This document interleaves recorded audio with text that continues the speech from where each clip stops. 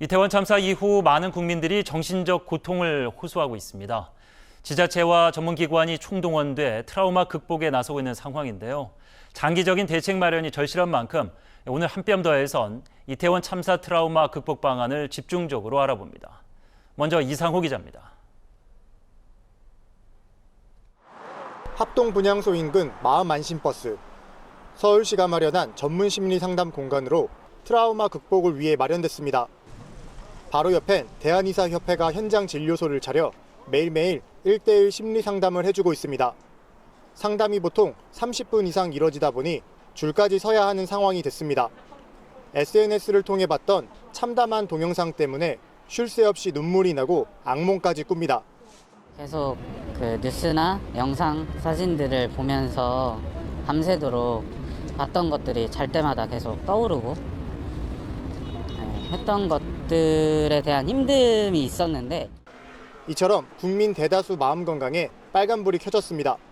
한국 트라우마 스트레스 학회는 당시 참사 현장에서만 10,000명 이상이 자기도 모르는 새 후유증을 겪을 것이라고 우려했습니다.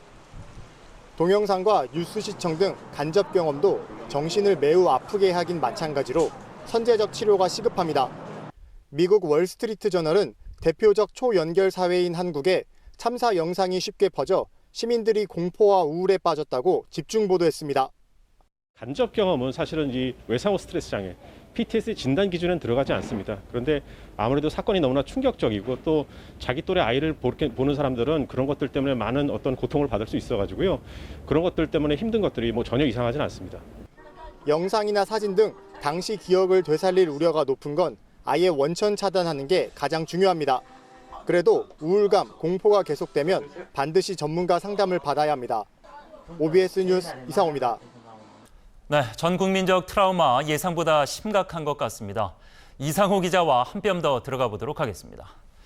이상호 기자, 많은 시청자들 또 국민들 저희도 마찬가지입니다만은 정신적으로 또 마음적으로 굉장히 힘든 시간입니다. 앞선 내용들 좀 다시 한번 정리해 주시죠. 네, 우선 각 지역마다 정신건강센터가 있는데요. 그곳을 찾아가시면 도움을 받을 수 있습니다. 예.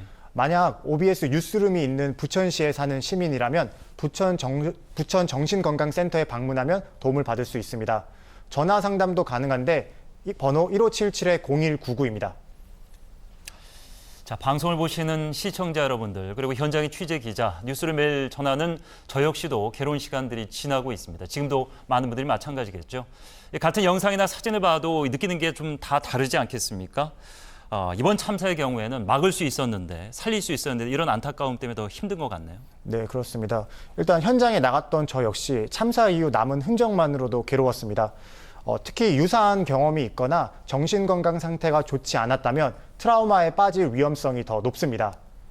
트라우마의 대표적인 증상은 재경험, 다시 말해 사고 장면이 떠오르는 겁니다. 그러면서 불안하고 무섭고 악몽을 꾸게 되는 건데요. 보통 일주일 정도 지나면 나아지는데 시간이 지나도 더 악화됐다면 문제가 있다고 봐야 합니다. 예.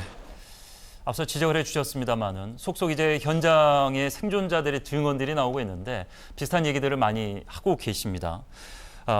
다행스럽게도 이제 본인 가족들은 빠져나왔습니다만 그날 이제 희생되신 분들 또 본인이 그날 겪었던 죽음의 공포 이런 것들이 계속해서 이제 머리에 떠오르면서 그 시간에 머물러 있는 것 같다 이런 말씀들을 하실 때 참 가슴이 아팠는데 가장 중요한 것은 이런 트라우마를 시간이 지나도 떨쳐내지 못한다면 부작용도 우려되죠? 네, 그렇습니다. 일단 정신적 문제가 신체적 문제로 이어지게 되는데요.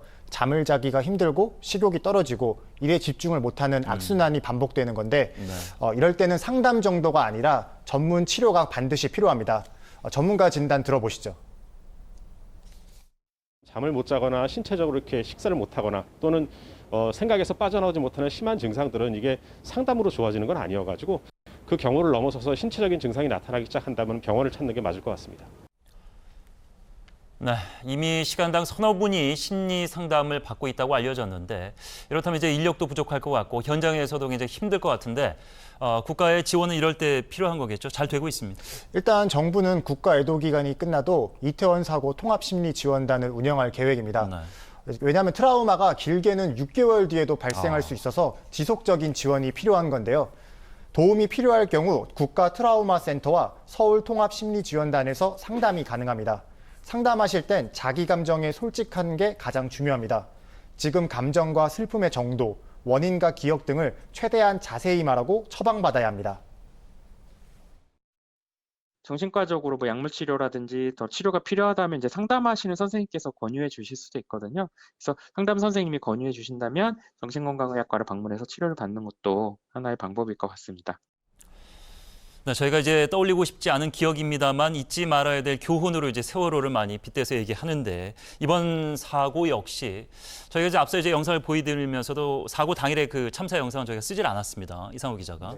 그만큼 현재 입장에서는 애도의 마음도 갖는 게 중요합니다만은 이 상황에서 조금 한 발짝 냉정하게 좀 멀어질 필요도 있어 보이는데. 네, 그래서 보도 준칙을 저희도 세우고 있는데 네. 하지만 이제 참사 영상은 인터넷상에도 여전히 많습니다. 네. 원치 않아도 사고 장면을 보는 경우가 많은데요. 예. 방송통신위원회는 일단 강한 드라이브를 걸었는데 들어보시죠. 이런 잔혹한 영상이나 그 고인들의 명예에 손상이 갈 만한 이런 영상들은 방송하는 걸 자제하고 있다고 말을 들었습니다. 그리고 그 인터넷상에서도 유포되는 부분들도 그 방심위와 협력을 해서 최대한 빠르게 조치할 수 있도록 그렇게 하도록 하겠습니다.